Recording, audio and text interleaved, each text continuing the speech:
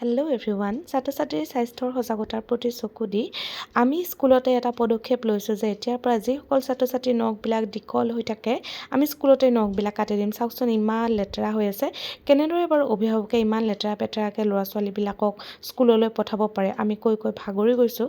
গতিকে এতিয়াৰ পৰা স্কুলতে নখ কাটি দিয়াৰ এটা সিদ্ধান্ত লৈছোঁ। আৰু এয়া চাওকচোন বাৰু বেয়াও লাগে, ইহঁতৰ নখবিলাক মাক দেউতাকে কিয় কাটি দিব নোৱাৰে বাৰু ভাবকচোন। আপোনালোকে ইমানো সময় নাইনে আপোনালোকৰ যে নিজৰ ল'ৰা ছোৱালীকেইটাৰ নখকেইটা কাটি দিব নোৱাৰে। আৰু এয়া নেইল কাটাৰেৰে শৰ্মিলাই আমাৰ সকলোৰে নখবিলাক কাটি দিছে। ইহঁতক পানিছমেণ্ট একো দিয়া নাই, ইহঁতক জাষ্ট আমি নখকেইটা কাটি দিছোঁ।